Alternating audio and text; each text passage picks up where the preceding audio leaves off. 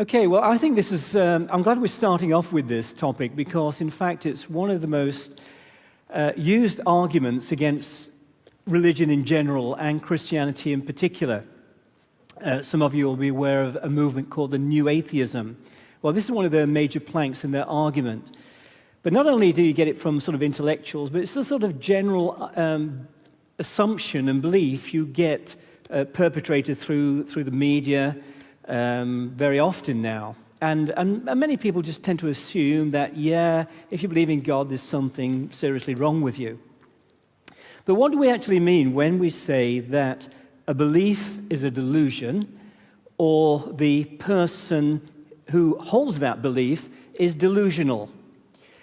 Well, here's one definition, that a delusion is an idiosyncratic belief or impression maintained despite being contradicted by reality or rational argument, typically as a symptom of a mental disorder. So it's not nice to be called, that your belief is a delusion or that you're delusional.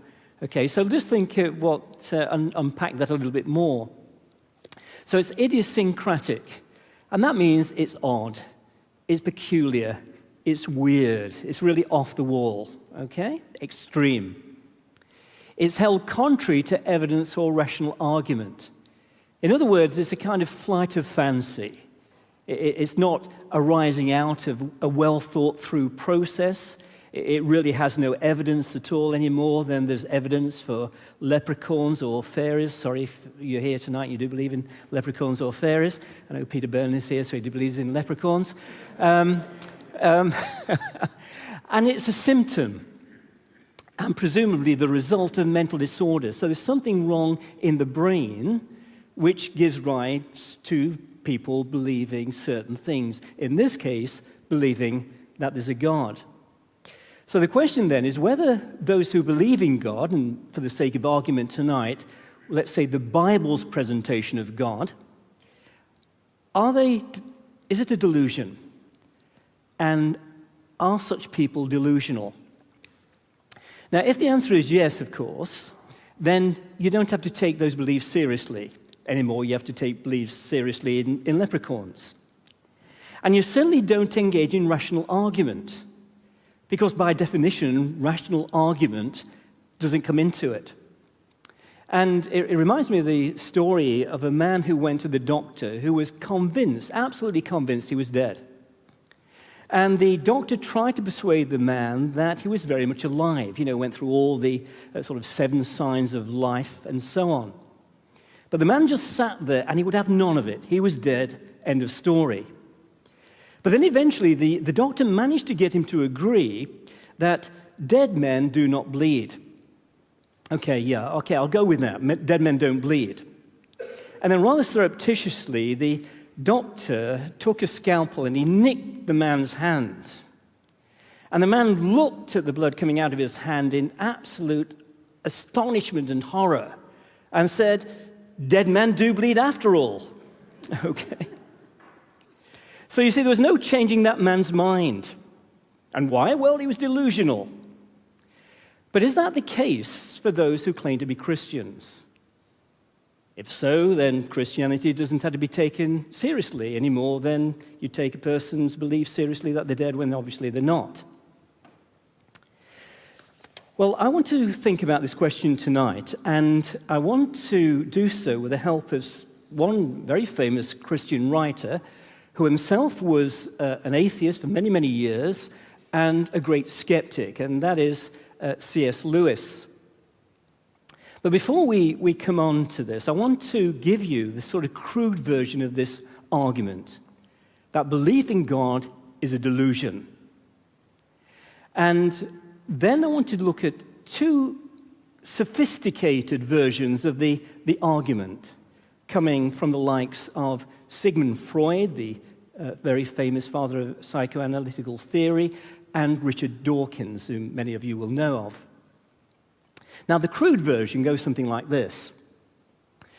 The reason you are a Christian is because your parents were, or you've been brought up in a so-called Christian country. Now, had you had different parents, say maybe living in India, then you wouldn't be a Christian, you'd be a Hindu or a Muslim. Or cruder still, the reason you're a Christian is because you're so pathetic. You need a kind of emotional crutch to get you through life. Now just think for a moment of what has just been said. This is in the same category of the man who dismisses his wife's objection to his excessive drinking by saying, of course you would say that I shouldn't drink. You're a typical woman. So do you see what's happening? It's being assumed that religious belief, or any belief for that matter, such as excessive drinking is bad for you, is not supported by reason, it's not supported by evidence, it has some other cause. Say the influence of your parents, your culture, or the fact that, female mentality or whatever it may be.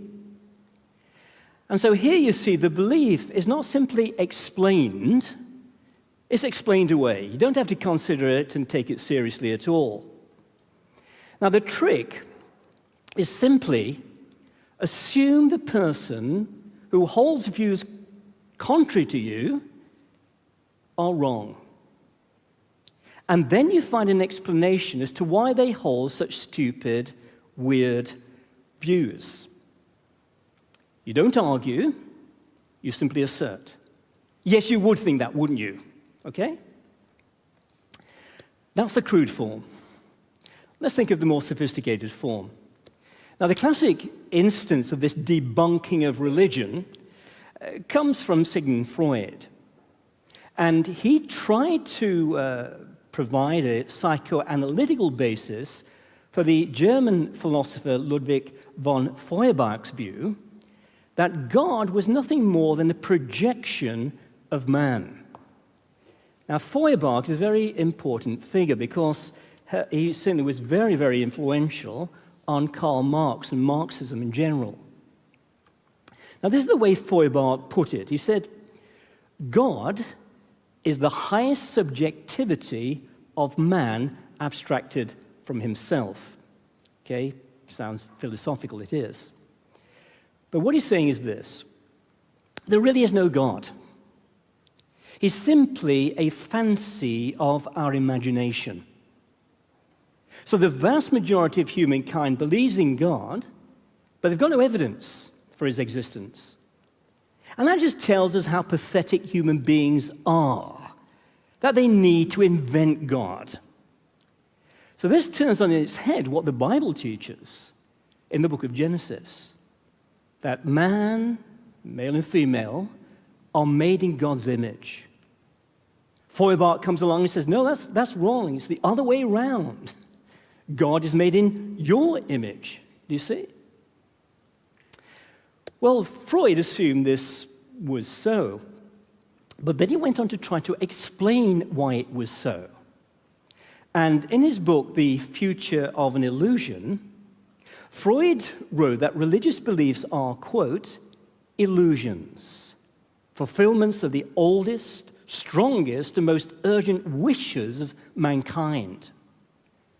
Thus, the benevolent rule of divine providence allays our fears of the dangers of life. In other words, primitive man, realizing that they lived in a dangerous world, so much which was unpredictable and frightening, needed some kind of security that things will turn out all right, that there was a kind of higher power, a supernatural nanny, if you like, who would help them through life. And this had all sorts of benefits in terms of providing a sort of inner sense of security, providing a sort of social cohesion for the tribe, and so on. And this is where we get the notion of wish fulfillment. We only wish there to be a God, otherwise we wouldn't be able to cope. And that's why, according to this view, people start constructing religions. Now that's the essence of Freud. Now that may be okay for primitive people, but it raises the question, why do more modern, sophisticated people feel they need God? And this is where Freud came in to explain religion away in terms of what he called neuroses. He wrote of the intimate connection between the father complex and belief in God, and stated how psychoanalysis shows, quote, that the personal God is logically nothing but an exalted father, and daily demonstrates to us how youthful persons lose their religious beliefs as soon as the authority father figure breaks down. He indicated that, quote, an atheist's disappointment in and resentment of his own father unconsciously justifies his rejection of God. Now, that last statement is going to come back and bite Freud on the proverbial backside in a second. I'll show you. But the important thing that we see is this, is what Freud and Feuerbach and Freud are doing. Namely, religious belief is assumed to be wrong. More than that, religious belief is assumed to be harmful. And it is explained away in terms of father complexes and the like. Now, if they're right, then who needs to argue or look at evidence or reason? Now, when Freud, as a young man, did believe in God, well, God was just a projection of his dad, sort of Freud's dad writ large. And that's Freud. Now, more recently, Professor Richard Dawkins has adopted a very similar approach. A few years ago, he likened religious belief to what he called a mental virus, a false belief which infects your mind in the way a virus infects your body. Look at the symptoms, he says. People don't adopt religion after carefully weighing the evidence. Faith is caught pretty much the way a cold is caught. And it spreads from one person to another person like an infection, and especially in families. And for those who convert, says Dawkins, an evangelist may be thought of as an infectious agent. Now, to explain this, he developed a concept which he called memes, M-E-M-E-S. And he said that memes are ideas or beliefs which are analogous to genes, that's our hereditary material, in that they can replicate, in that they can spread rather quickly, infecting people's minds. And so he writes, examples of memes are tunes, ideas, catchphrases, didn't you do well, clothes, fashions, ways of making pots or building arches. He says, just as genes propagate themselves in the gene pool by leaping from body to body via sperm or eggs, so these memes propagate themselves in the meme pool by leaping from brain to brain. That's in his book, The Selfish Gene. Now, in the TV program, The Roots of All Evil, he dismisses all religious faith as, quote, an indulgence of irrationality that is nourishing extremism, division, and terror. Now, again, just got to think what he's doing. Religion is assumed to be a mental aberration, something irrational. And again, if that is the case, you don't take people who hold those views seriously. And you certainly don't reason with them. No, instead, you find a cause for their strange beliefs. A meme, and in that case, it explains everything. And not only explains everything, but it explains it all away. Do you see? So this position would ask, what's reason to do with people who believe in a personal God, any more than a person who really believes in leprechauns? Now, the rather wicked and insidious thing was that that was the view that was adopted in Soviet Russia. And people who did believe in God and took it seriously, they weren't just put in prison. They were put in mental asylums because that's where they belong. So here's the big question. Is belief in God wholly irrational?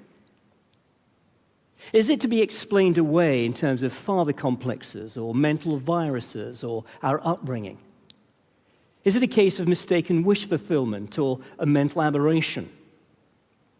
Well, let me share with you some of C.S. Lewis' insights into this.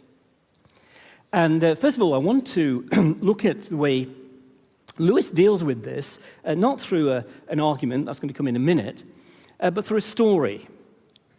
And especially attacking the idea of wish fulfillment and irrational faith in the sixth of his 7 Narnia books, The Silver Chair. Now, the scene of this particular episode is set in a dark underworld ground ruled by a witch, the Lady of Green Kirtle. Now, the prince who comes from the world of Narnia, with its sun and its moon and its trees and its hills, tries to persuade her that the dark, dingy world she inhabits is not the only world. But there's a better world, a brighter world, the world of Narnia. And so, skeptically, the witch gets the prince to tell her about what he calls the sun, of which there's no equivalent in the underworld to which he belongs. And in response, the prince, what else can he do but use an analogy? Namely, that the sun is like a lamp. And this is how the story proceeds. And listen very carefully, in view of the objections of people like Freud and Dawkins, that the Christian world, composed of gods and angels and demons and morality, is an illusion. It's very clever. The prince says to the witch, "Do you see that lamp? It is round and yellow and gives light to the whole room, and hangeth moreover from the roof. Now that thing which we call the sun is like the lamp, only far greater and brighter. It giveth light to the whole overworld and hangeth in the sky." And the witch comes back to this very quickly with her reply. "Hangeth from what, my lord?" asked the witch. And then while they were all still thinking how to answer her, she added with another of her soft silver laughs, "You see, when you try to think out clearly what this sun must be, you cannot tell me. You can only tell me it is like a lamp. Your sun is a dream, and there is nothing in that dream that was not copied from the lamp. The lamp is the real thing. The sun is but a tale. It is a children's story." Now you substitute the word God for sun, and there you've got pure Freud and Dawkins. They're using the argument of the witch. Now, at first sight, the argument seems so sophisticated. It seems so reasonable. But we know it's unreasonable because we know there is a sun. So here in the children's story, C.S. Lewis is showing that when you look at the argument in this way, much of the force is taken out. You see how ridiculous it is, and it's turning reality on its head. But it also gives a sad picture of what Dawkins is proposing. Because when you think about it, the sort of world or universe which Dawkins envisages is like the dark underworld of the witch. It's a diminished little reality. And this little diminished reality is being presented as the whole of reality. Whereas the revelation of the Bible gives us the full picture. It opens the windows to the universe, as someone has said. And yet when Dawkins presents his view of the universe, he says, "Isn't this wonderful?" But in fact, it's no more wonderful than the underworld of the Lady of Green Kirtle. But long before Narnia, Lewis wrote a very famous essay which exposed the sheer hopelessness of this way of arguing that God is a delusion. He called it Bulverism. Now, folk like Freud and Dawkins explain away beliefs by saying that they are the product of something else, okay? And that something else is irrational, memes or father complexes.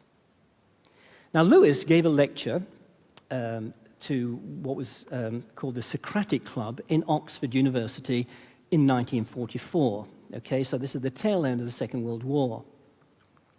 And he said this: the Freudians have discovered that we exist as a bundle of complexes. Nowadays, the Freudian will tell you, go and analyze the 100.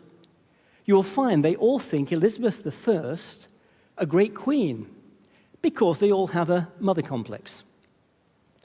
Their thoughts are psychologically tainted at the source. Now, this is obviously great fun, but it has not always been noticed that there is a bill to pay for it. There are two questions that people who say this kind of thing ought to be asked. The first is, are all thoughts thus tainted at the source, or only some? The second is, does the taint invalidate the tainted thought, in the sense of making it untrue? We must remind them that Freudianism and Marxism are as much systems of thought as Christian theology. The Freudian and the Marxian, we would add today say the Dawkinian, are in the same boat as the rest of us and cannot criticize us from the outside. They've sawn off the branch they were sitting on. If, on the other hand, they say that the taint need not invalidate their thinking, then neither need it invalidate ours. In which case, they have saved their own branch, but also saved ours along with it. In other words, if all thoughts are poisoned in some way, so is the thought that all thoughts are poisoned? In which case, why should we take that thought seriously? That's what I mean by sawing off the branch in which you're sitting. If it's only Christian thoughts that are poisoned, delusional, the result of complexes, then why should the Freudians be exempt?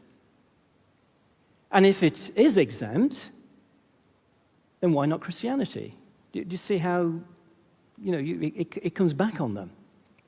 But Lewis goes on. He says, you must show that a man is wrong before you start explaining why he is wrong. The modern method is to assume without discussion that he is wrong, and then distract his attention from this, the only real issue, by busily explaining how he became so silly. In the course of the last 15 years, I've found this vice so common that I've invented a name for it. I call it Bulverism. And someday I'm going to write a biography of its imaginary inventor, Ezekiel Bulver.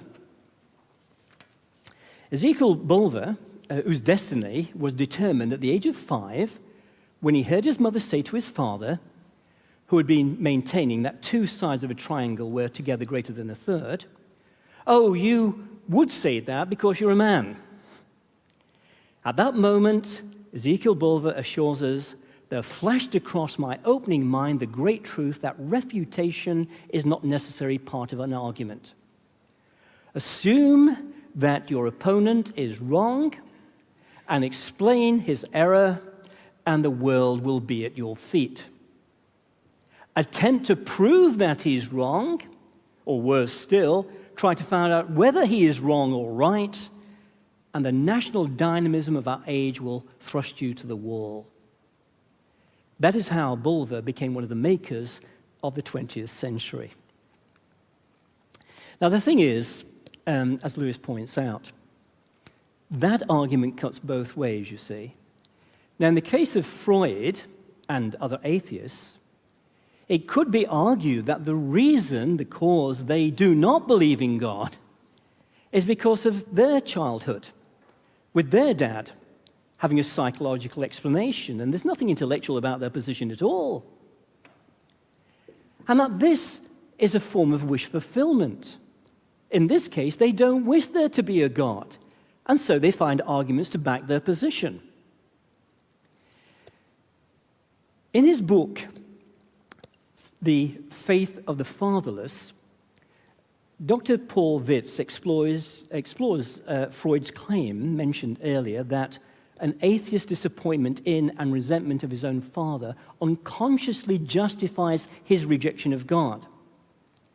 And what Vitz does is to examine the childhood of the most famous atheist of all time, Friedrich Nietzsche, Hume, Bertrand Russell, Hitler, Stalin, Mao Zedong, Jean-Paul Sartre, and others. And he looked at their childhood. He looked particularly at their relationship with their fathers, those who had fathers. And he said this: "We find a weak, dead, or abusive father in every case. In many instances, the link between atheism and a defective father is openly acknowledged." Now, don't misunderstand what I'm saying. This doesn't mean that atheism is wrong. It just means that you can't settle the validity of any belief, including the belief of atheism, on the basis of other things like a person's upbringing, his psychological state. No, you've got to look at reason, the reason why a person believes this, in terms of what evidence do they have, what arguments do they produce. And the same goes for Dawkins and his notion of memes. Now, am I a Christian because I picked up some kind of religious virus from someone at school one day? Well, the same could be said of Dawkins' atheism. Supposing the reason that Dawkins is an atheist is because his beliefs were caught from Mr. Smedley, his atheistic science teacher at school. Does that mean what he believes about the meaninglessness of life is to be dismissed as a mere bout of having caught the atheist bug? Of course not. And even the idea of a meme could be the result of a meme, which could be the result of a meme, and it goes on, and it's absolutely fruitless and useless. You see, how we learn about religion, or come to any belief for that matter, is a separate question as to whether or not it is true. That has got to be decided by the evidence. In other words, reason. Now, this is precisely the point that C.S. Lewis is making. Technically, this approach of assuming a person to be wrong, explaining his views away in terms of you would believe that, wouldn't you? You're insecure. You're frightened of novelty. You're cowardly, and so on, is technically called an ad hominem argument. It literally means you attack the man, you don't attack the ideas. So the tactic, again, is that you show the man or the woman is religious, and usually bigoted, because they're deluded. And whatever put-down label you want to apply to them. And then, of course, you don't have to bother arguing with them. Do you argue with a man who believes in leprechauns? Or a man who thinks he's dead? Now, the problem with this, and this is the biggie, this is the important thing, it really marks the end of all argument and rational persuasion. All you're left with are bullying tactics, scaremongering, plain abuse. And you and I know it goes on a lot, and it's not great for a civilization. We should be able to reason in a civilized way, okay? And I would say that applies, well, it applies throughout all the different beliefs, but particularly with Christianity. The issue is not who influenced me in becoming a Christian, and I was influenced. I was impressed by the behavior of some Christians, as well as their arguments. But that's not the issue, see. The issue is not who influenced me, but do I have reasons for believing Christianity to be true, whether I like it or not, regardless who or what has influenced me. Here again is C.S. Lewis. Christianity claims to give an account of facts, to tell you what the real universe is like. Its account of the universe may be true, or it may not. And once the question is really before you, then your natural inquisitiveness must make you want to know the answer. If Christianity is untrue, then no honest man will want to believe it, however helpful it may be. If it is true, every honest man will want to believe it, even if it gives him no help at all. You see, it's not a matter of opinion. It's not a matter of taste. It's not even a matter of wanting something to be true, because it'll make me feel better and help me cope with life. It's a matter of whether or not Christianity is objectively, actually, really true. Now, the claim, of course, being made is that Christianity is true. That when you look at life, as it were, through the spectacles of the Christian faith, it helps you see things clearly. It brings things into sharper focus. It enables you to connect things together so they make sense. You see that there is a God who made us and to whom we're accountable. That's why we feel significant, that we are valuable, we have meaning, which we'll be looking at next week. And yet this is the God who in his kindness has given us so many things and gives us our very breath, upon whom we've turned our backs. Can you believe? And it tells us that we're in such a bad state that even when our Maker came into the world, which he did 2,000 years ago in the person of Jesus of Nazareth, we simply murdered him.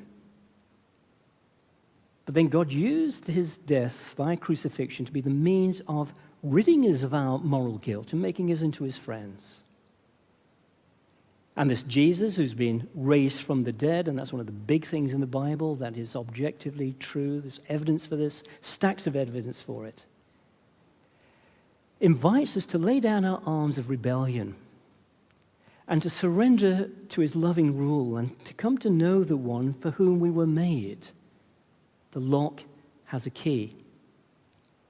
And then, as Jesus said, if you continue in my word, then you are truly disciples of mine. And you'll know the truth. And you know what? The truth will actually make you free. So, is God a delusion?